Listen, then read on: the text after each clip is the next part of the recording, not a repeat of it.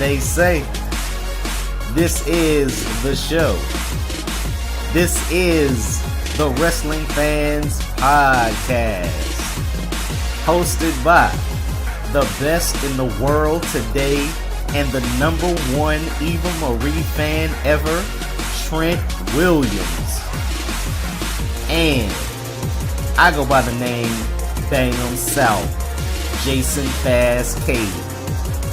We got another great show to get to. We'll recap Battleground. We'll recap the new outstanding shows that we got this week for Raw and Smackdown Live.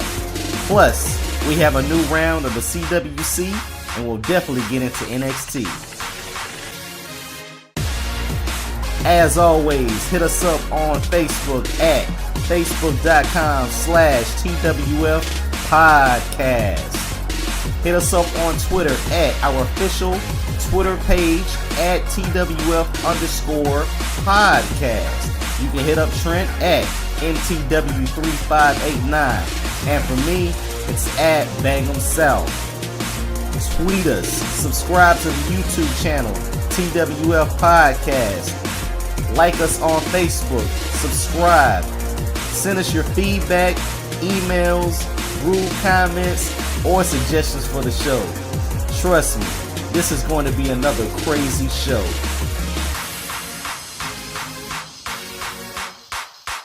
And with all that said, I'm going to stop stalling and let's get into the show.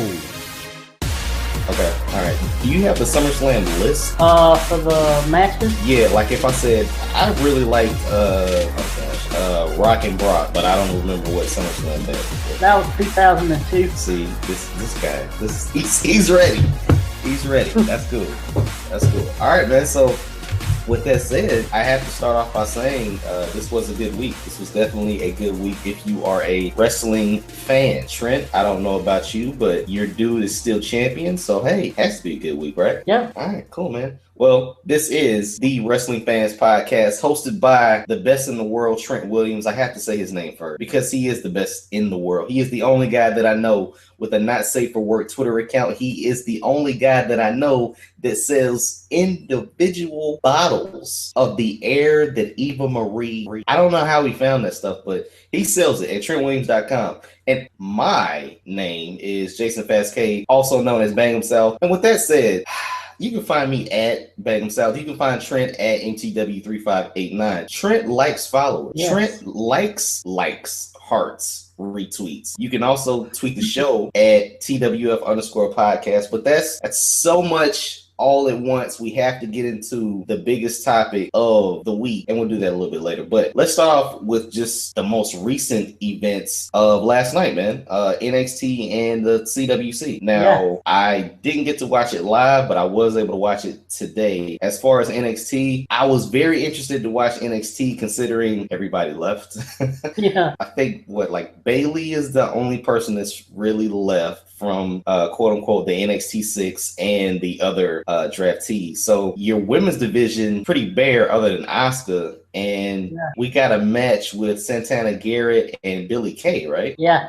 We both like Santana Garrett. Hopefully she goes far. It's just interesting to see how much of a talent pool they have with the women right now, considering Bayley is your only top star other than your champ, and she's probably going to go within like a month. Yeah, I'm not sure exactly what they're going to do. Asuka ain't got no challengers after Bayley. Nah, you have Eva gone, you have Nia Jax, Alexa Bliss, Carmella gone. Not sure if they'll do double duty for a while. Wouldn't really make sense. But outside of Bayley and Asuka, are there any other chicks on your radar that you would think could be the next big? Not necessarily employed by WWE, no. That's man. And I knew we were gonna get here, but man, they left the cover pretty bare. Like, we thought the NXT 6, like, everybody was cool with that. And, you know, maybe you build up Alexa, maybe you build up Carmella. And so you keep a, small nucleus there. But it'd be interesting to see. Maybe Mandy Rose, maybe Liv Morgan excites people in the next couple of months. Right. They're going to have to do a lot of building them up before putting them out there, especially with a champion like Asuka who's been built strong. If anybody's going to beat her, they're going to have to be really built up as a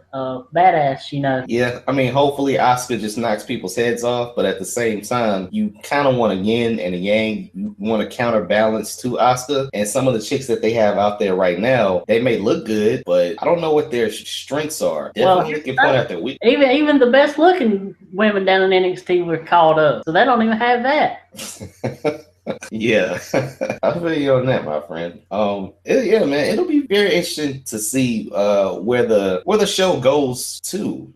Maybe more tag teams, maybe more one-on-one encounters, maybe stronger male feuds. Considering if Asuka gets in the ring with pretty much anybody left on that roster outside of Bayley, it's a squash. Yeah, it's a big squash. So before Alexa got caught up, I was for sure that was going to be her next challenger. So I was a little surprised when Alexa got caught up. Well, see, here's the thing: we always get like a quad of talent, right? For every title, there's like 4 guys, the challenger, and 3 guys he can go up against. They pretty much had that. They always had that with the women, and now you don't have that. You don't even come close. But we will see. I'm pretty sure there's going to be a lot of weave and new boobs out there within the next coming week. So we'll see who Asuka has to take on in the next coming months. Yep. All right, man. Now, I can't go any further in the show without mentioning, everybody loves that. It just makes you dance. Yeah. This guy is finally becoming serious, I guess. Yes. He's using cuss words, and he's not dancing as much. You see a little aggression, like you see a little venom out of this guy. Yep. And he's still feuding with Austin Aries, right? Right. Is that probably going to be one of the takeover matches? Yeah. Okay. All right. Cool. So he's still doing his thing. Now we also got Vanilla number 1. Yes. And Vanilla number 2. Now, Trent, who is Vanilla number 1? That would be Wesley Blake. Okay, so we do know who Vanilla number 1 is. Yeah. Okay, all right, just check. He gets squashed by Shinsuke. Vanilla number 2 faces Kota, right? Yep. And he has a pretty good match. Like, let's be honest, it was a cool little match. Yeah. But yeah, man, if they could sell ice cream out in front of the arena, that would be awesome. That would be awesome. Now, I don't know where they're going. Obviously, they split them up just to jive them out. Your guess is as good as mine as to what these guys will be doing 6 months from now. Yeah, I don't see much for either one of them, really, as a singles career. I think they're better as a tag team. Like we said a couple weeks ago, maybe if they get a new chick, she, revitalizes that team. But separately, they are trash, dude. Yep. Pretty bad. Although Wesley Blake did have new music and a new outfit. Did you see it, though? Yeah. I didn't know what that was. His entrance, oh, man. I didn't know if he was auditioning to be a magician with his music. Yeah. I didn't know if he was coming out, and let's be honest, I didn't know if he was coming out. Like, let's be freaking out. It was terrible. It was terrible. Yeah. It was terrible. I thought they would have played off the Texan thing, maybe give him a country entrance or whatever. But when his music hit, everybody was like, "Who the heck is this guy?" Yeah, I know. All right, let's move on to we can pretty much stay on the same match. Nakamura and Joe. We get that set. That's going to happen at Takeover, and we are done. Right? We're done with NXT. Yep. That was pretty much nothing NXT episode, really. Yeah, I mean, it was the start of, I guess, the post draft. I mean, it was a little different considering this one wasn't taped, or maybe it was taped, but this is the show after the draft, so like you're not gonna see any of those persons drafted anymore. Right. Yeah, the new era of WWE is looking pretty good, but the new era of NXT, it's not looking quite as good. Yeah, NXT looks so dry, man. It looks so dry. And I'm pretty sure everybody was thinking that it may get to that point down the line. Right. But man, when you saw all of the superstars get drafted and one after the other, it's just like, what the heck is left in NXT other than tough enough talent? Yeah. Hey, there we go. That'll be Asuka's next challenger, Sara Lee. Maybe so, man. And who was the guy dressed up as a black Donald Trump? Patrick Clark. Yeah, he's gonna be the next NXT champion. That's Yep. yeah. Work on NXT. And then they showed some kind of like video for somebody that's supposed to be debuting soon. Oh, I didn't see that. Who? They didn't say who it was. It was like some kind of like sort of dark, mysterious kind of thing. Okay. Was it gonna be Bobby Roode? No, I don't think it's Bobby Roode. Okay, all right. I think he's supposed to be on there next week. Okay, all right. Well, hey, we'll see. I mean, everybody gets little lulls here and there. So next week NXT should bounce back. I'm pretty sure the Revival will be on there. They'll hype up Joe and Nakamura some more, and we'll probably see Asuka. So hey, and we get Bobby Roode. So next week's show, yeah, bring it back around, man. Like NXT has to get better. But were you surprised to see Kota Ibushi on NXT since he's still in the CWC? No, I'm not sure if I read that he got signed, but I know certain people got signed to NXT. I wasn't necessarily shocked to see him there. Considering you could capitalize on the guys that are in the CWC when they're not shown weekly. I mean, this is a tournament, I guess. So I wasn't shocked to see him there. He kind of fits in that height that bill for NXT. Yeah. He looks almost as tall as Sammy Zahn. He looks strong going up against Vanilla number 2. So we should see more of him. Man, that's a lot of Asian ethnicity on NXT. You got Nakamura, you get Hideo coming back next week. You got Asuka and Kota. So I don't know if they're leading towards a stable, but you got a lot of people that kind of look the same, do the same, have similar striking ability. Saying they look the same. You ain't trying to be, they don't all look the same. I did mess up there. They have this. They have a similar striking ability. I mean, that's the strong style. That strong style is in every single one of them. Right. Kota. I keep saying Kota. Kota. I guess he's a high. I don't think you would consider him a high flyer. I guess. He can be, But Hideo and Nakamura, the only thing different about him is charisma for one, and then height. Yeah. So But I have to wonder. One last thing on NXT. I have to wonder how long Kota's going to stay in NXT with this cruiserweight division starting on Raw. Seems like he'd be one of the main ones you would want in that division. We'll have to see, man. I mean, first you want to see the CWC conclude. We're not sure if he was on NXT just as a one-off or if he's going to be on there regularly. Right. It's too early to tell, but his inclusion in NXT was definitely a good thing, considering that the cupboard is pretty bare. Yep. So speaking of CWC, man, let's talk about the latest round of matches, man. We finally get Sabre Jr. Yep. I know Sabre Jr. won.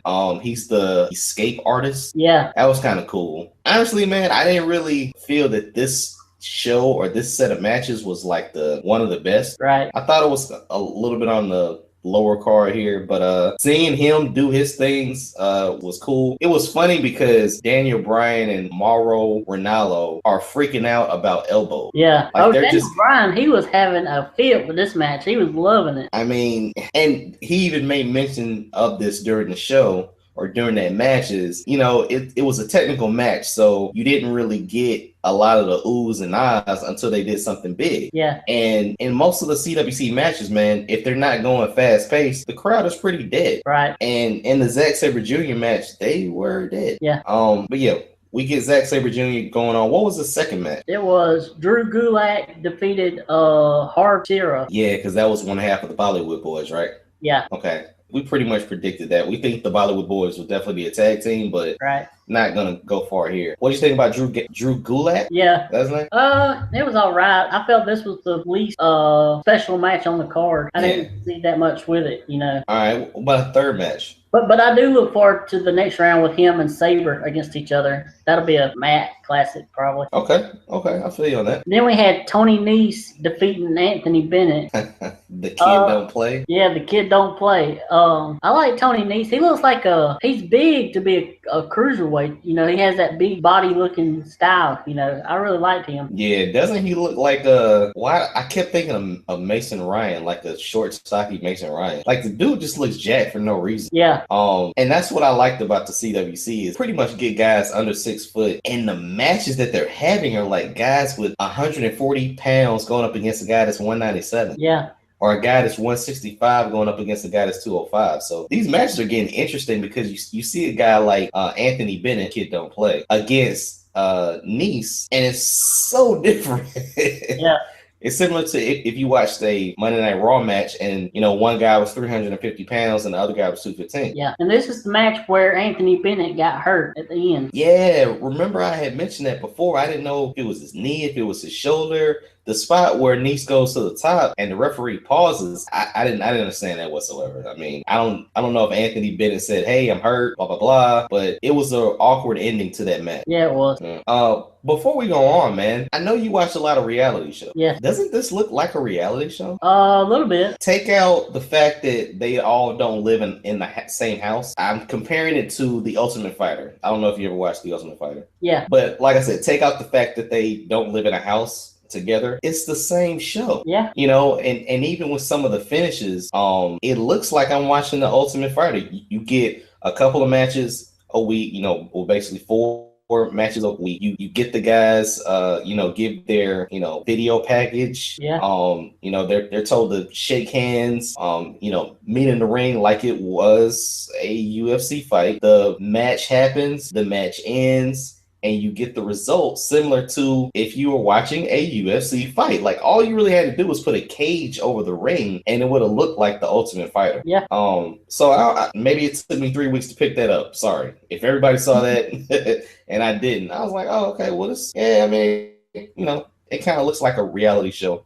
And it's a very good show. Yeah, and speaking of reality shows, it looks like Sid Vicious' son going out tonight on Big Brother. What do you mean going out? To the club? Being eliminated. Why? The whole house is against him because they scared of him, really, because he's a competition beast. He can win all the competition. Ah, wow. So they're ganging up on him just to get him out? Yep. Okay, all right. Now, what about our girl, Nicole? There you go. She's still doing pretty good. She's got her guy in there, so that's been pretty much her whole priority for the last couple of weeks. Okay. So she's staying out of trouble, but she's locked in a showman's, right? Right.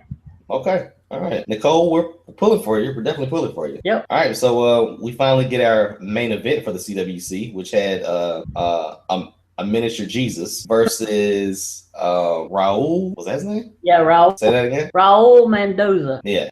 Dude, I like this match. We both had said we expected Brian Kendrick, just like Tajiri, to get their first win. Right. But dude, Rahul Mendoza showed out. Oh yeah. He got a bloody mouth during the match. He did the Van Terminator. I didn't want to see him lose, man. I didn't want to see him lose. He needs to sign there. Oh man, he had a dude, do you watch? Oh, you don't watch sports. Okay, you do know ESPN, like you've obviously heard of it. Okay, have you ever heard of Sports Center? Yeah. Okay. Wow, I'm gonna have to bring a lot in here, but the Boston Red Sox have a not even Boston Red Sox. The LA Dodgers, they have a huge slugger named Yasiel Puig or something like that. And he did a Sports Center commercial where just like in baseball, like you have walk-up music. They were in a conference room and everybody was doing their presentation and they got, walk-up music, right? Right.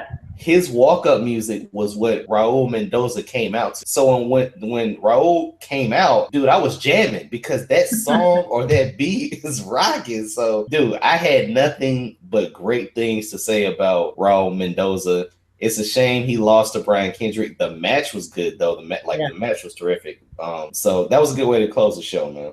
Right. And the only question I got about Rahul Mendoza is he the only wrestler I've ever seen wear braces to the ring that has braces? I don't know if that was like a timing thing, but yeah, I pretty much. But see, the thing about it is, didn't he have like a mouth guard in though? I'm not sure. Okay, because unless he just has like black or like dark black braces, I was looking at and I didn't really pay attention to it. I really didn't pay attention to his video package either. But yeah, he has braces. Yeah. And his mouth was just totally bloody. I've had braces before. And dude, you don't even want to have anything happen to your teeth during or after braces. Like if I get into a fight, just shoot me. Because I telling you, dude, like all the work that goes into having braces and once you go through during braces and everything like that, like your smile is awesome afterwards. Right. And so you don't even want to get a cavity or chew gum or anything like that because you don't want to mess up what you just put in, a year and a half for. Now, this dude's mouth was just bloody, man. So it was cool, man. It was a good match. They had a better match than the Zack Sabre Jr. match, and we had been hyping Zack Sabre Jr. for a couple weeks. Right. Well, the thing about the Zack Sabre Jr. match compared to this one is this one was more of a back and forth, where I feel the Sabre match was to show off his stuff. Yeah, the escapability thing. Yeah, which I love. I love that kind of wrestling. Okay. I liked it too. I don't know, man. I just saw so much of Zack Sabre Jr. Before this, right? And I wanted to see that. Like they packaged him as the escape artist, so that's what they focused more on. Right. Whereas a lot of these other guys, they were out there basically playing a video game, giving you a highlight reel, their 25 moves of death in that 7-minute match. Yeah. So yeah, and obviously Zack Sabre Jr. is going further in this tournament, so they'll start peeling back the layers, and he'll show us more and more of what he has. Yep. Okay, so NXT CWC is done. Yep. Now we get to. I guess we should probably talk about, or at least mention the matches for next week. Oh yeah. Go ahead. We have Noam Dar against the other Bollywood boy, which is Sarah. Right. Gallagher against Fabian Eichner. We have the other one, Johnny Gargano against Tommaso Ciampa, and Rich Swann against Jason Lee. Yeah, this one is going to be highlighted by Ciampa and Tommaso, right? Yeah. I mean, Ciampa and Gargano. Right. So yeah, and then we'll get to see Rich Swann again. It should be very interesting to see what starts the show and what ends the show. Yeah. And also, we've still only got one that we predicted wrong so far. Oh yeah. Well, I mean, it's going to get interesting in the next round. That Lindsay Dorada match that screwed us up. But all right, man. Now speaking of, we need to talk about Battleground. Yes. Now we both made predictions. The Wyatts beating the New Day screwed us up. Yeah. But all the rest of my predictions came out pretty good, Trent. They did. I'm not, not better than I did. But I think we still got good matches out of the differences in our predictions. So, what'd you think about the show, man? Considering this was the last show before we actually get the brand split, match order, and quality of match, match of the night. Talk about it. I thought it was a really, really good show. Obviously the Zane Owens match had to be the match of the night. Okay. I thought there the end where they was doing where he gave him 2 of the haluva kick. After he gave him 1, and when he was looking at him in the corner, I thought he was going to set him up for his Ring of Honor finisher, the Brain Buster, off the top rope, Okay. I thought that's what he was going to do at first. I thought they were going a totally different way, and he was going to feel sympathy for him. Yeah. Similar to what they used to do in NXT. Right. And then Kevin Owens would get the win. Well, I wish that would have happened. Then I would have got up that point.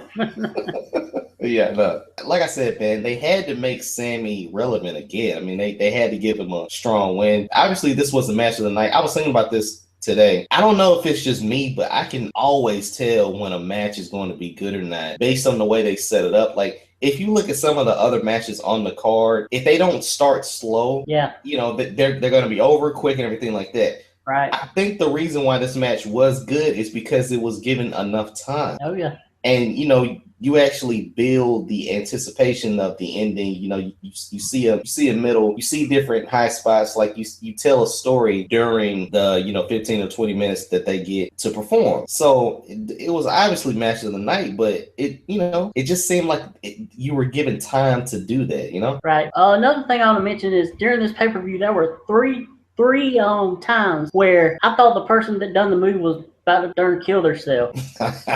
Yeah, I know. Let's do it. Okay, so okay. That Hurricane Rana from Sasha. Yes. The spear to the outside by Big E. I don't know why he keeps doing that. Oh my gosh, I thought he was dead. Shows the world. He landed right on his neck. Right on his neck. And that moonsault from Sami Zayn that I'm not even sure if that was supposed to. Was that on purpose or what? I don't know. Because after they done it, I mean, it worked out perfectly because they started working on that shoulder then. Right. I like certain things. I don't know if they're meant to happen a certain way just to elevate, the next pieces of the story. But it just, it didn't look good. It didn't look good at all. Yeah, about scared the crap out of me, especially Sasha and then she done it again the next night. About killed herself. Yeah, oh man.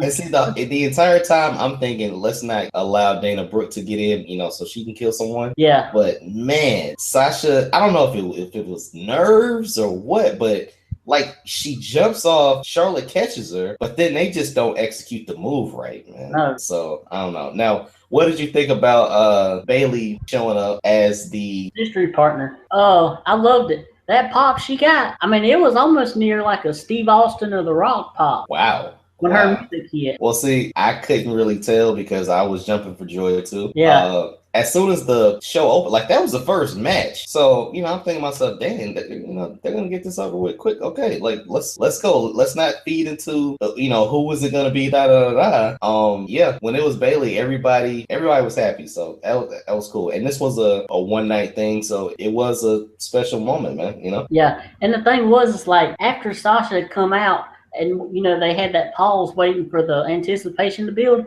Yeah. Sasha gave it away because she couldn't stop smiling. She was so happy about it. So I knew right then that had to be Bayley way she was smiling. Well, I always look at the time that it may take between the entrances. Yes, they were trying to build it, but also like Bayley has the wacky inflatable tube man stuff, right? Wacky waving and wacky waving. See? That's why I didn't try it. That's why I didn't try it. Oh, man. Okay, do it one more time. Go ahead. The wacky waving inflatable arm flailing tube man. There you go. With that said, man, the match was timed out right. As long as Sasha didn't kill herself, I was happy. I liked the show, man.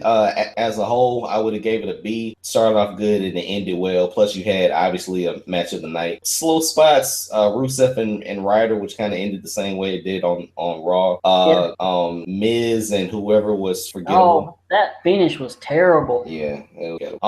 The RKO on to Chris Jericho, like that whole highlight reel segment, that was pretty cool. It was, but I felt like it could be something for TV. Yeah, well, yeah, I get what you're saying, but it was Battleground. Yeah. It's not WrestleMania, it's not SummerSlam, it's Battleground.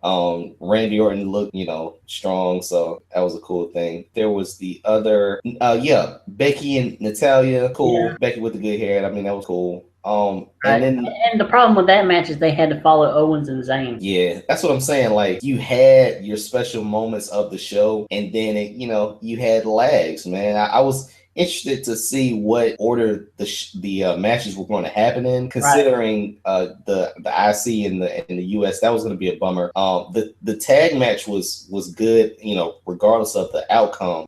But yeah, like you had little dips, you had little valleys. So then go ahead. And Enzo on the mic, just watching John Cena react to Enzo is one of the greatest things ever because he's got like the biggest smile on his face and he's laughing and stuff. Yeah. Oh, Trent, did your dad fall asleep? Actually, for most of it, he was up doing housework and stuff. Okay, all right, that's cool. But then about at the end, he come watched it and he stayed awake this time. That's cool.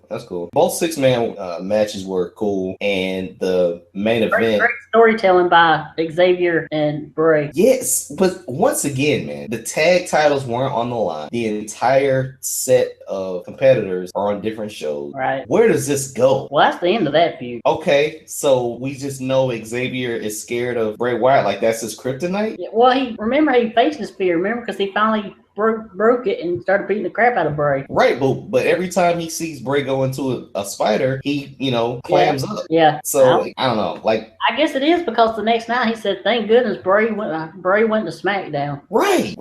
Like, I don't know. Like, it was cool to see that Bray Wyatt is the face of fear. I don't have any problem with that. But I would have thought they would have did something with this dynamic. Close it out maybe, or I don't know. All right, so that leads us to obviously the championship match. We get Roman Reigns, we get Seth Rollins, and we get Ambrose. I predicted that Ambrose pretty much slides in at the end and gets the victory. The match was good. Can't really complain about the match. You were rooting for Seth though, right? Yeah. And we also thought that maybe they could give it back to Roman Reigns, but it was just a good match. It was a good triple threat match. Right. And after the this show and Raw, I don't see Reigns getting that title for quite a while now. Well, yeah.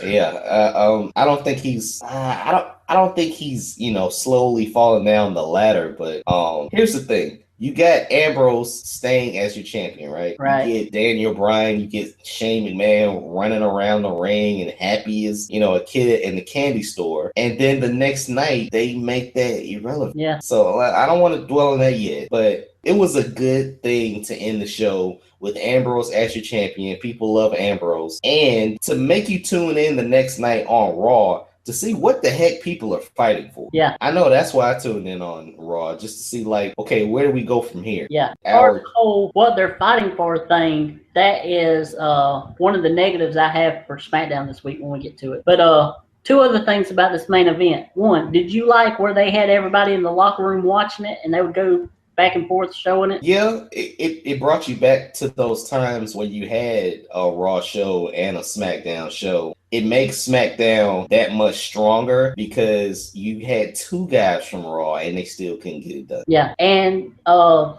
Usos, it was funny seeing their faces when they had to lift Ambrose up after Roman took the pin clean. Yeah. I don't know. I mean, it was cool to see everybody come out and support Ambrose, but I don't know. You just throw all that away less than 24 hours later. Yep.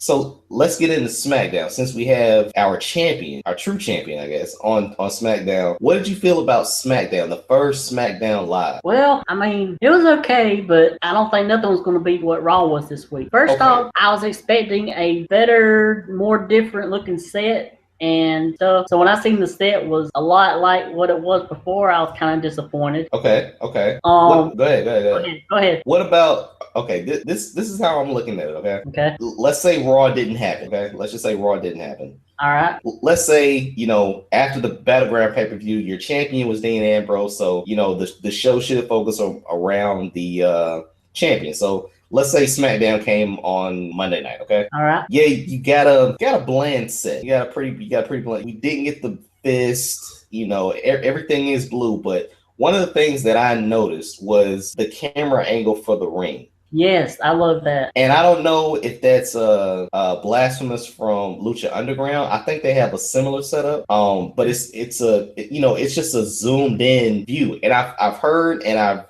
thought the same thing. It helps you make the video game better because it looks like what you would get from the video game, right? Yeah. So I like the zoomed in factor. It also makes it look, almost like a movie. Because it's so zoomed in. Like, right. It's probably going to be to a detriment when they don't connect with the punches, when they don't connect with the kicks. Like, I think that even happened a couple of times. But I like that from, what are your other concerns with the show? Well, the two negatives that I got out of this week is one, not having American Alpha in a match. I think they were a big part of SmackDown's draft and who they got. They should have showed them off on the first night. And the second thing is not addressing the women's situation, what they're going to be fighting for. Okay. I'm totally with you on both of those. The one thing that I will say was I liked this SmackDown Live. Like, I thought the show, in my opinion, was better than Raw without having to have all of the smoke and mirrors that Raw had. I thought this SmackDown was what a show is generally going to look like week in, week out, without having some blockbuster on Raw, because you're not going to get that on Raw ever. So, but honestly, man, this SmackDown Live that came on Tuesday, it reminded me of NXT. Yeah. It reminded me of the same type of show. You didn't really have a lot of annoying backstage traditional stuff that you would have on Raw. You just had a match. You knew what they were fighting for. You had creative little endings to the show, whether it was introducing new superstars, whether it was just, I don't know, like the show just seemed fun. Whether it was The Miz and Randy doing their segment, whether it was the women coming out and, just introducing themselves. It reminded me of NXT because it made you want to watch next week. Like, yes, American Alpha was not out there, but they said, hey, American Alpha is here next. I haven't seen that on Raw or SmackDown in ages, like to make you look for something the next week. Like, okay, this is what's coming next week. So it reminded me a lot of NXT. I've heard that Triple H might have produced the show. Yeah. So I can nitpick here and there with how they start the show and how they end the show. But I think this is going to be pretty much the product that you get week in, week out. And I liked it. It's cool. Yeah. It was a pretty good show. I liked Apollo Crews winning that battle royal. He needed something because they hadn't done nothing with him on the main roster. Right, and I think that solidified your top tier. Yeah. So you pretty much have 6 guys that you're saying, hey, these are our top tier guys, and you still have enough left on the roster to put on a very productive 2-hour show. Plus, guys weren't even on there. Like, I like the show, man. Heath Slater coming out there. Oh yeah, I like that. I'm not a real big fan of Rhino, No. but stuff like that made the show interesting, and not just let's go to the back and let's go out and let's go to the back again. Let's go out. Let's go to the back again. Right. So I like the show. It was cool. Yeah. The women's match, Becky got her win back on Battleground. Right. I did like the women all coming out. And, you can tell it's teasing something coming as far as the women. And then, of course, we have to talk about the new entrance for Eva Marie. I loved it. Listen, when she came out, I'm like, Trent is going insane right now. Oh, no. I was thinking, Daddy was actually sitting there next to me. I said, Jason is probably sitting there thinking that I'm absolutely loving this, having Eva and Alexa and Becky all in one segment. All in one set. It's crazy. But go ahead. They should have actually hired me. I would have been more than glad to do the voiceover thing for her intro.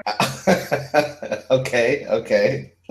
Yeah, that was cool. Like, man, let's talk about that, man, because first, Becky with the good hair is in the ring, right? Right. She just beat Natalya. For some reason, they had a rematch of a rematch of a rematch. I don't know. And then first person that comes out is Alexa Bliss, right? Yep. She comes out looking very, very good. Yeah. Get Naomi, which I guess she's going back to the Kunli kicks and the glowing shoes. Yeah. She has a new shirt. She face or heel, I couldn't tell. I couldn't tell either. And let's be honest, the weave meter for Naomi was at an 8.7. So hey, let's scale it back, Naomi. Let's scale it back. And then you get Carmella, who doesn't really get to do her normal thing. I don't know what she'll do on SmackDown, but and then you get all red everything. Listen, the narrator, just the whole presentation. Yeah. Dude, she better not suck. Well, she probably will once she gets in the ring. Dude, I love her to death, but I'll admit that when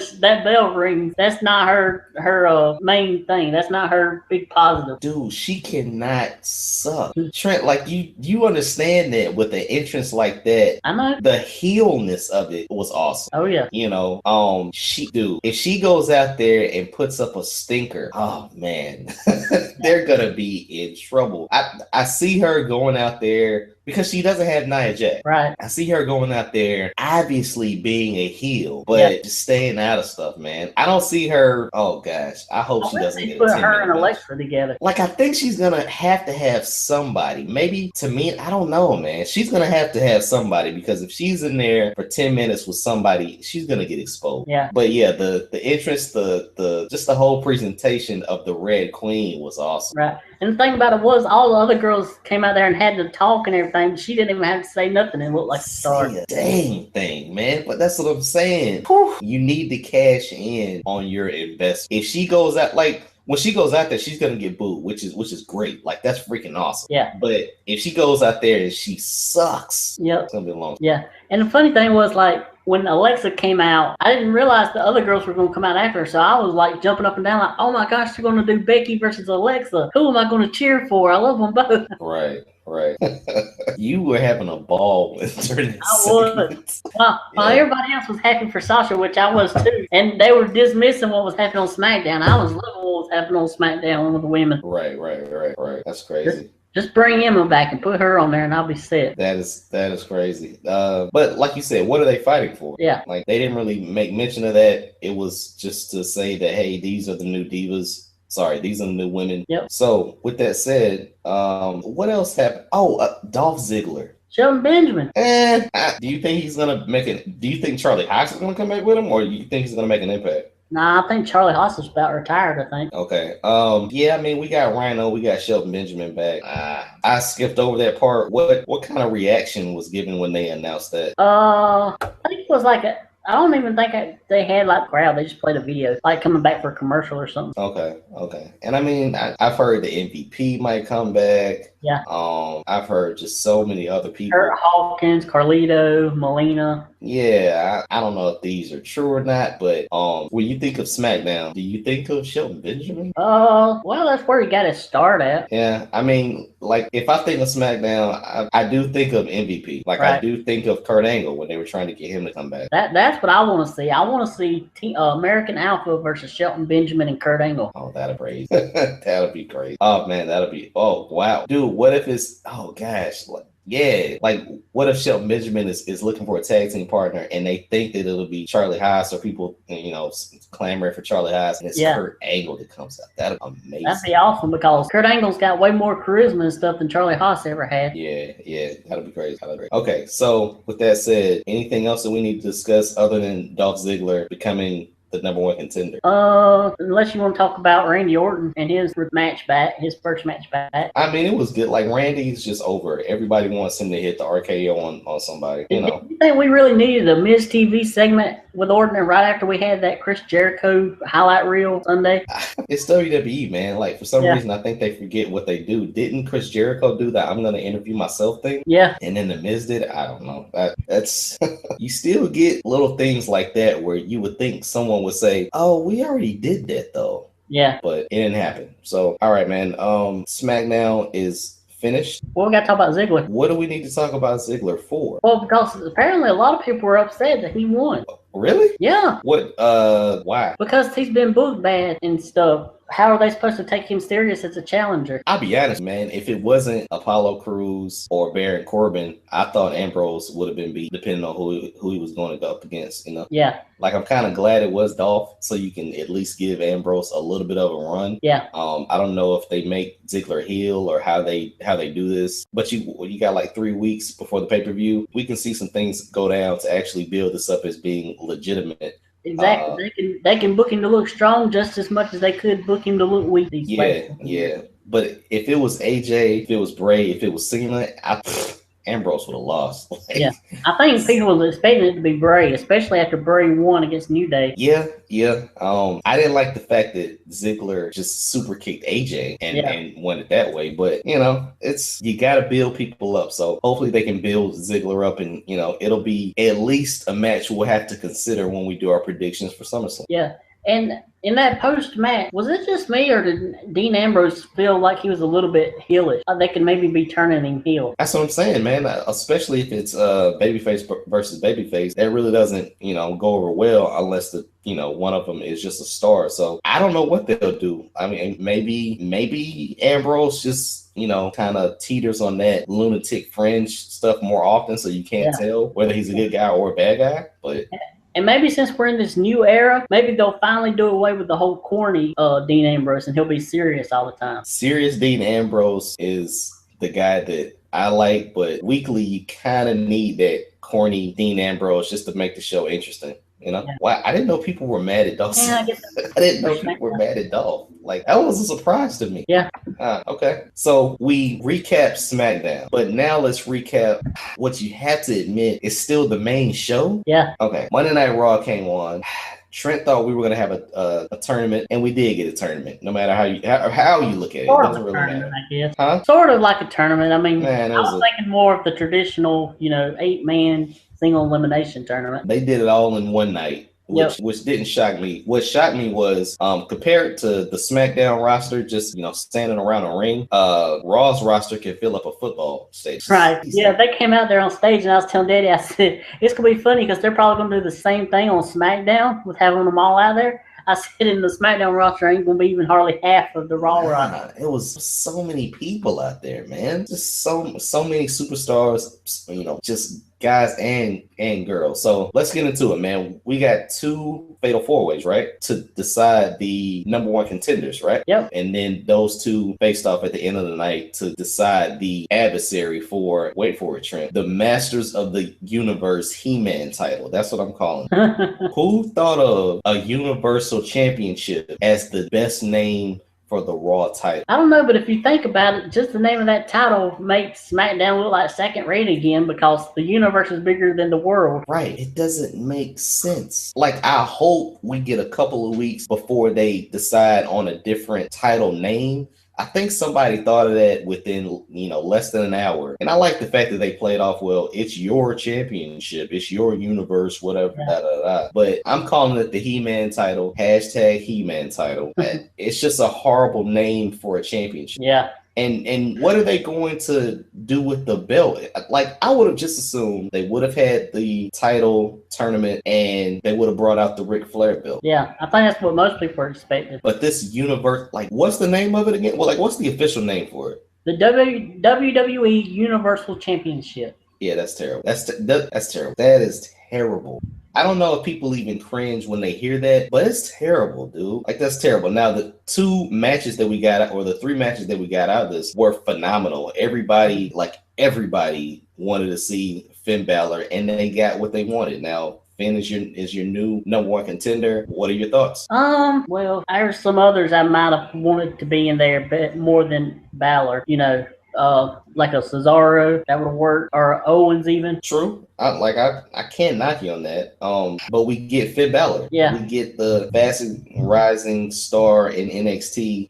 We don't get the Demon. Maybe that's something they can play off of. Maybe he comes out as the Demon at SummerSlam and it just shocks the world. We got 3 weeks before the pay-per-view, so maybe we hear, hey, Seth, at SummerSlam, you're gonna see something that you've never seen before. All of that.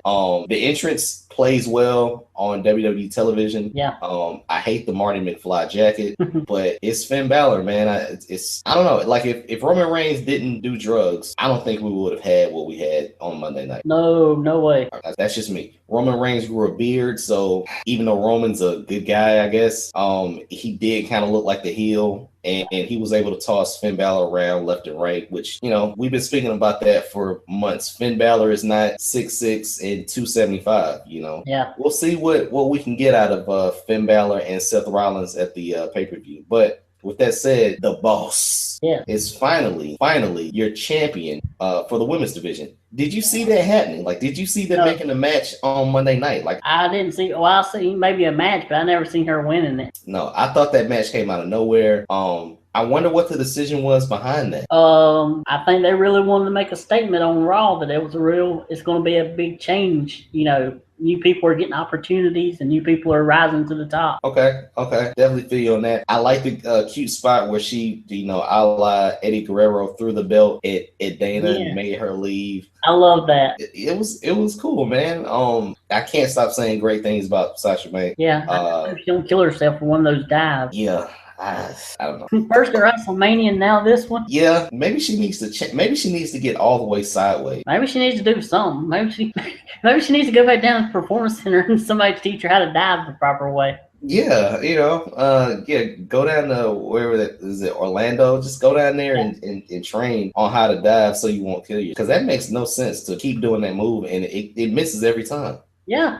Okay, so those 3 matches, clouded my vision as to what happened on Raw. I know we got Nia Jax in a squash. Right. I know we got the club destroying New Day. Yeah. What else happened on Raw? We also got Braun Strowman winning in a squash, which I heard is going to be more of a thing they use more now, using squash matches, which is a good thing, I guess. I can agree with that. Neville was back. Right. Neville took on. I have no idea. I don't even remember who he took on.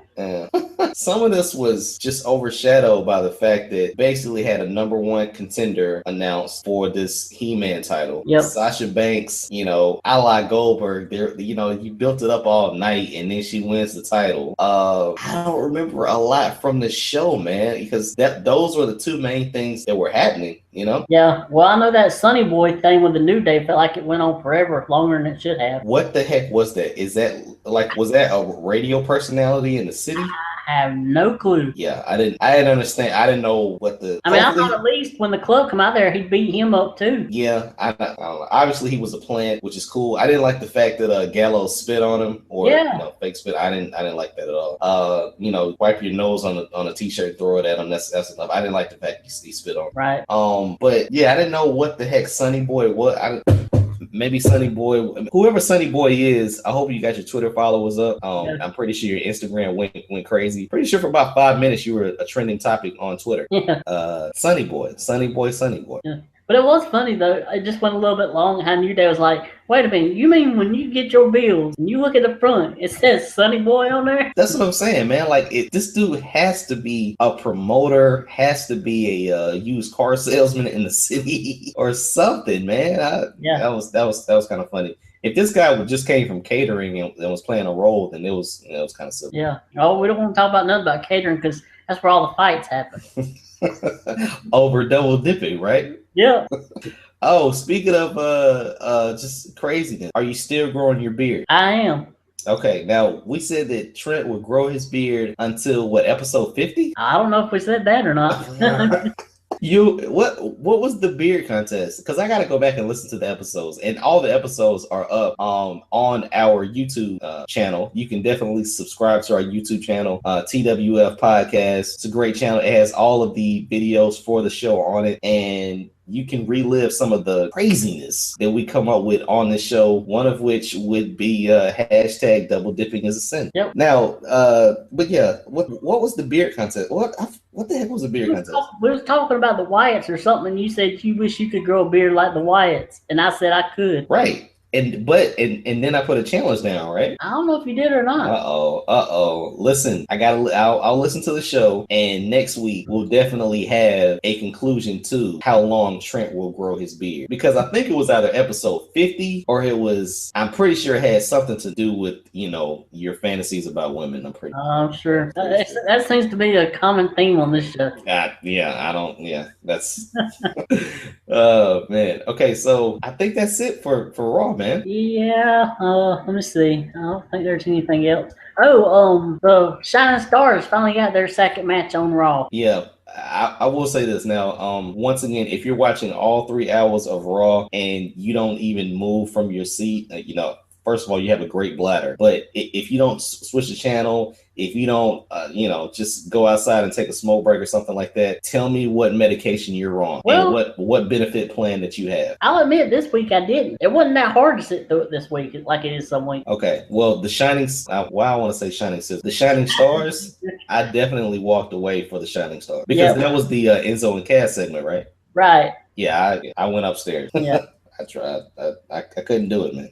I couldn't do it. Okay. And the last thing we need to talk about for Raw is all the new changes with the announced team up at the entryway and the new opening video package and everything. I forgot about that, man. Like they did that, and let me ask you this: do you think they did that because we're going to forget that they're not near the ring anymore? I'm not actually sure what the purpose of that is. Because I don't think they panned back to them, right? Like you just heard their voices all night. You didn't see them ever again. Yeah, I think they did go back to them one time. Okay, all right. But whoa. It's a 3-hour show. One time? Once or twice, I think, yeah. Okay, all right.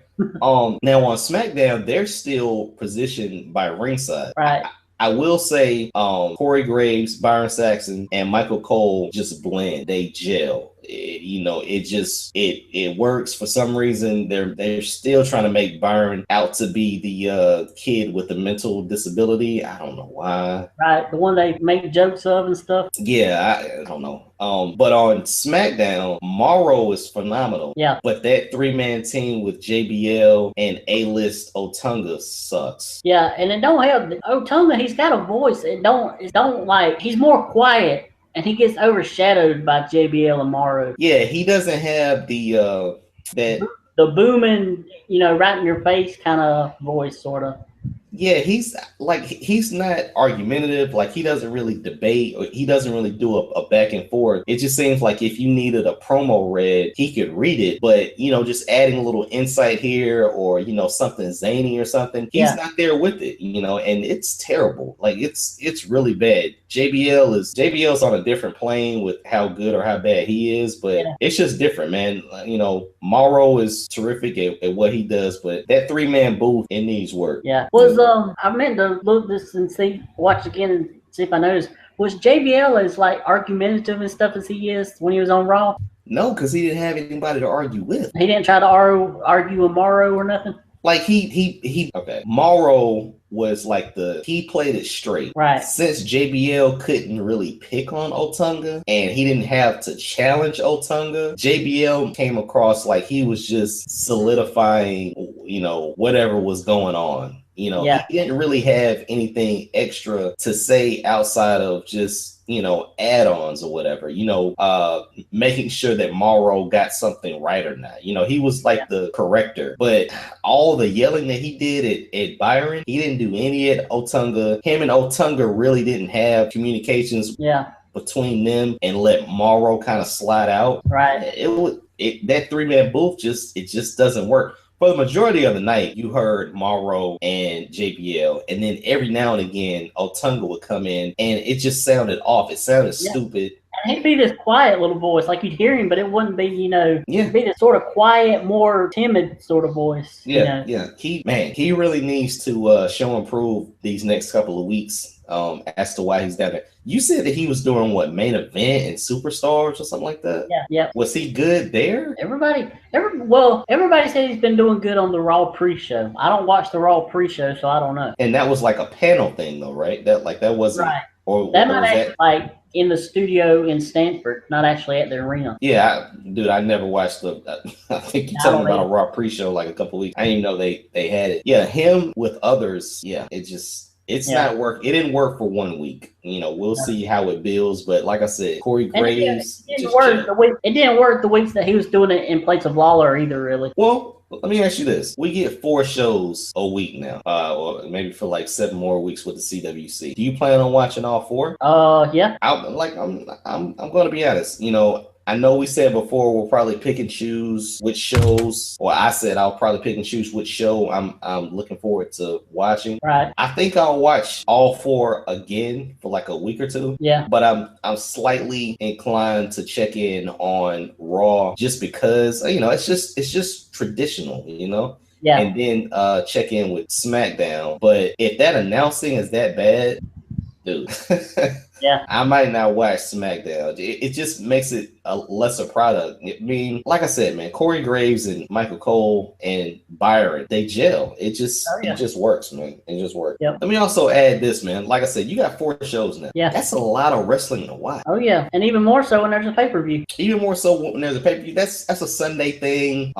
As football season starts, the interest might wane. But I was thinking to myself, I don't think I would ever watch 4 football games over a 3-day span. Right. NFL has Sunday's their big night or their big day. They have Monday Night Football and then they do Thursday. So like you get a break, but back to back. So I don't know, man.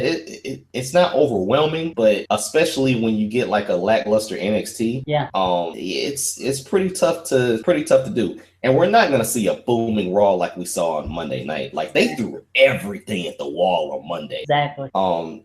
After a few weeks, after this kind of calms down a little bit, it might be kind of tough to watch all the shows. Yeah. And like I said, I'm pretty sure when you watch Raw, they come on first, man. So they're going to try to get your attention. And if you're just not a fan of SmackDown, I don't know how many people are fans of SmackDown, since it was the lesser show for so long. Well, if they helped me out for being a fan by who they drafted women-wise.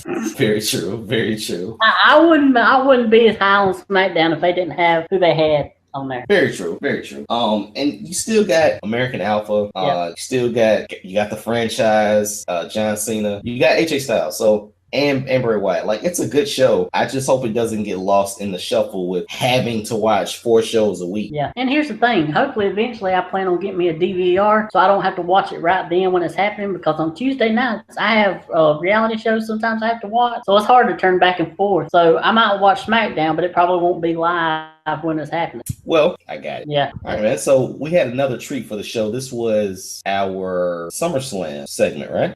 And before we get to that, I have one other announcement. On IGN.com, they're starting their WWE 2K17 news and stuff about the games coming out. So starting next Tuesday, they're going to start revealing the roster. So if there's any special things, or each week I might reveal who they revealed from the roster and stuff for any of the video game fans like myself. For 2K17? Yeah. I heard there was like an NXT pack or something like that. Right, there is, but it's like $100 for all of it. Remember, I was telling you I got pissed off at them because I thought I was going to have to pay $100 to get Shinsuke Nakamura. Wow, that's.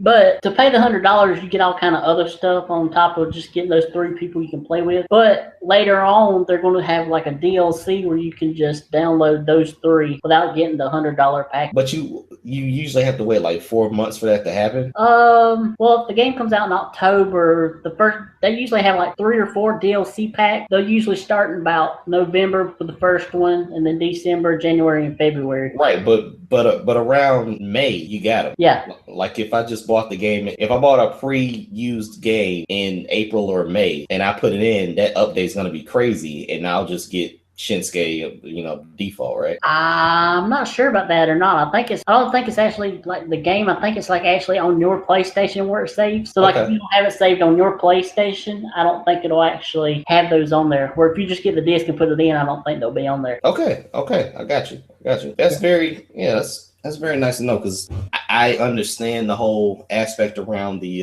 DLCs and like things that you can buy. Right. Some of it is kind of promo to get you to pre-order the game, that stuff, so they can kind of know how many people are buying it and everything like that. But when you charge like $20 for an extra add-on to the game, like come on, dude, like that starts to get out of hand when the game is already $60. Right. Well, what they do is like they'll have like the actual I forgot what it's called, but like you can pay like $25 and you get all the DLC they'll come out with. Really? Yeah. But you just paid $60. Yeah, I know, but I want Nakamura. I got you. I feel you on that. And Nia Jackson Apollo. Is it like every NXT character? No, just those 3. $25 for those 3? Well, $25 for those 3, but then they'll have other DLC packs that'll have different superstars. Oh, you're just paying like a flat rate. Yeah. I got you. Makes sense. Definitely makes sense. Yeah, so that is $100 because with tax, that's $100. Yeah, so I figure when they start showing the stuff about the video game, I might cover some of it on here. Okay. All right. Yeah, definitely. Because I'm pretty sure that you're gonna stay up till midnight and go grab the game. I don't know. It'll probably be the next day. Okay. Well, I'm like that with Madden. Yeah. Like I scope out the location and stay up, till midnight to go get it and play it till about 2:00 in the morning. And that's just my thing for Madden. I've done it every year except one, so it's just normal yearly thing. Like I play video games, but I'm not like a big video game, like a gamer person. This is the only game I buy every year. The rest of them I just rent. Okay. Yeah, I mean, same here. Madden is like the default game. If you look at my video game collection, it's EA Sports Madden. That's it. So yeah, man, that'll be cool. I want to see what Shinsuke actually looks like on the game. How realistic they make his entrance. I know they've done a lot of work on the demon. So his look good. Yeah, that's cool. Okay, let's talk about SummerSlam, man. All right. Break down for us what you suggested we talk about for SummerSlam. All right, so this was going to start our 4-week retro SummerSlam series. So this week we're going to talk about our favorite SummerSlam matches. Then 1 week we're going to have where I rebooked all the SummerSlam cards, like I did the WrestleMania cards. And then 1 week we're going to rank all the SummerSlam, like we did for WrestleMania. And then the last week we'll do the Ultimate SummerSlam card. All right. Okay. So this week we're just these are my favorite matches from SummerSlam, right? Yeah. Okay. You want to go first? You can. Okay. I made a little top 5 here, but and help me on the actual SummerSlam numbers. The first one I got, it was the first TLC match between Edge and Christian, the Dudleys and the Hardys. Right. Just total carnage. Back in the Attitude Era when nobody cared. Nobody had any compassion for their own body. The second one, it's not really a match, but when you gave this assignment, I was thinking to myself, what SummerSlams do I remember the most? And the one that I even told you about, the one I cannot get out of my head was the Macho Man Miss Elizabeth wedding. Yeah. That one. Like, not so much the wedding. 91. Yeah, not so much the wedding or anything like that, but at the end of the show, she's, it's at the wedding reception, and she opens up the box, and a cobra or some kind of snake pops out, and Jake and the Undertaker are there. So that's something I'll like never forget. I even think about that when I go to weddings now. It's crazy. Third, I got the Rock and Brock. Okay. That match, you kind of knew Rock was getting out of there to do some films, but Brock was like he was the monster, and they were on a collision course. The crowd was crazy. I mean, the crowd knew it was bound to happen, and it was a good match, man. It was a pretty good match. I think one of Brock's best matches before the whole Suplex City phenomenon happened. Yeah. So that was definitely a great SummerSlam match or moment for me. Number 4, I got the Wembley Stadium match between Bret Hart and Davey Boy Smith. Like, these are some of the matches that I remember, man. Like, that I could go the end of time and never forget. Mm-hmm. It was in Wembley Stadium, which at the time I thought Wembley Stadium was just so huge. I don't know, like, I've never been overseas, so they made this. They promoted the heck out of this. Like, we're going to Wembley Stadium and blah blah blah. And, it was Davey Boy Smith versus Bret Hart for the IC title. You would have thought it was for the heavyweight title, dude. Yeah. It was crazy because they put Davey Boy's wife, which is also like Bret's sister, right? Yep. They put her in the middle, like, who is she gonna root for? She was at ringside. The match was great. If you're a Bret Hart fan or a Davey Boy Smith fan, the electricity in the air was phenomenal. You had everybody really rooting for Davey Boy Smith, but they were such big fans of Bret Hart. Like, you didn't really have any of the, like, you didn't have the issues that you did with Rock and Hogan, where so many people loved Hogan that they booed Rock. Right. It was just a back and forth match that everybody was into, and the crowd exploded when Davey Boy won, because it wasn't like Bret was untouchable, but you didn't really think Bret was gonna lose. Yeah. And the last one, like I said, these are just memorable moments, man. Just memorable moments. It was the Rock and Triple H match. It was the Iron Man match with Shawn Michaels as the guest referee. SummerSlam. Son of a, wait a minute, what? They had a ladder match at SummerSlam in '98. Hold on, Trent. Hold on. Wait a minute. This was not where was that at? That was at Judgment Day. Judgment Day. Oh, that wasn't it. Yeah. Where the Undertaker come back? Yeah. Yeah, that was a Judgment Day. Wait a minute. You sure that wasn't at SummerSlam? I'm positive. Are you sure? Yep. The match they had that year at SummerSlam was Rock versus Triple H versus Kurt Angle. Get out of here, Trent. Yep. Get out of here. Get out of here. And this is coming from the person who told me that he knows SummerSlam better than he does WrestleMania. Better than I do WrestleMania. I said that. I always thought that was at SummerSlam. No. Okay, I suck then. I only got 4. Oh, dang. I just watched this today, and I swore it was on SummerSlam. Okay, so let me just say this. I flubbed up worse than Kalisto did in his post-draft interview. Yeah. I had to watch that back, and he was just I think he was so excited, but he didn't. I don't think he had any genuine interest. It was something that was scripted for him. He kind of sounds like I do sometimes on his podcast when I get too excited. Yeah, but the fact that he just got frustrated at the end was... It was great. Yeah. It was great, man. Oh, man. Okay, so I am still trying to look for this Iron Man match that Trent says didn't happen at SummerSlam. Just from May 2000. Oh, holy crap. That's in May. Yeah. I suck. Me and Kalisto need hashtag idiots of the day. That's your TWF botch of the day. That's exactly. All right, man. Your turn. All right. Well, some of my favorites that you didn't mention, because I like the Bret and Bulldog match. I like the TLC. Shawn Michaels and Triple H from 2002, their unsanctioned street fight. Shawn Michaels' first match back. Okay, that was a good match. All right. Brock Lesnar and CM Punk from 2013, their no DQ match. All right.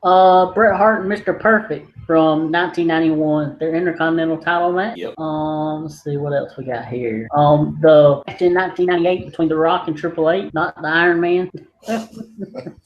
Hey, players mess up. And also talking about 2002 SummerSlam. Minor spoiler here. That SummerSlam is probably going to rank pretty high when we rank our SummerSlams, because that's one of my favorite of all time. Why is that? Just the whole show is really good. There's only like maybe 2 matches that are not that good, but they don't really bring down the pay-per-view that much. Okay.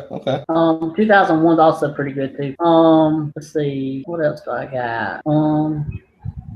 That's the only ones I can think of right now. Oh, John Cena and Daniel Bryan from 2014, I think. Yeah, that was a pretty good match. That definitely was a pretty. And then the last one I got is CM Punk and John Cena from 2011. That was the return match, though, right? Right. Yeah. I didn't like the return match that much. Yeah, that's the one where Kevin Nash comes out at the end. Yeah.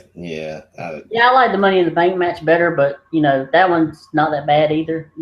The SummerSlam one. Yeah. It's just the booking of it was all wrong. The booking was terrible. Like CM Punk's promos after that were phenomenal. I'll never forget the promo he had with Kevin Nash where he did the click thing. Yeah. Is that Kevin Nash's knee that goes click when Kevin Nash comes on TV? People grab their remote and go click and change the channel. Like, that was awesome. Right. That was awesome. And what was it? There was one he was talking about his little sister or something called him and asked who that was. Talking about Kevin Nash. He thought he was dead or something like that. Yeah. Dude, he roasted him. I mean, roasted him, dude. It was phenomenal promos. Because you got CM Punk every week to really go on television and go in on Triple H and Kevin Nash. That whole cell phone thing, and it was just bad. Yeah. It was just bad. Then we never got we never got a match between the two, which really sucked. Yeah, like we just kept getting Triple H and CM Punk, right? Yeah, and then we got the classic Triple H and Nash sledgehammer ladder match at TLC that year. Gosh, that was terrible. Like, that's two people working their way onto the card with having a storytelling match, and that's cool, but it just was not needed. It wasn't a good match at all. So whatever. Yeah. Well, that's all I got. Okay. I'm glad that you didn't botch up any of your moment. I never do. Yeah, that's very true. Very true. I'm on top of my stuff. You actually do your research, my friend.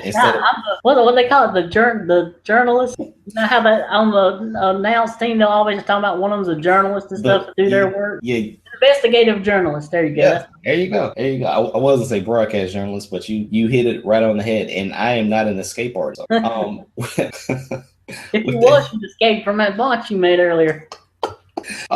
Tweet more rude comments to both of us. And tweet how I totally screwed up SummerSlam. I was essentially making up memories. Yeah. Like, first of all, how do you confuse May with August? Yeah. One, you get out of school, and the other, you start school. Yeah, I'm done. With that said, you can tweet us. You can tweet the show. You can tweet Trent at MTW3589. You can tweet me at Bangham South. Don't say Banjum. The show is the official Twitter page for the show is at TWF_podcast. Trent, you can find us on Facebook at Facebook.com/TWF podcast. And the email address is TWFpodcast@gmail.com. Trent, this was a great week. It was a crazy week in professional wrestling. We'll see what next week's brings us. And we'll definitely keep in touch and keep track on how long your beard is growing. And I'll figure out if it was, dude, I think it was like Eva Marie was gonna be on the show. I don't know if it's because it might be to my toes if we do that. Okay. With that said, guys, thank you for joining the show, Trent. As always, it was a pleasure to host the show with you, man. I will talk to you later, my friend.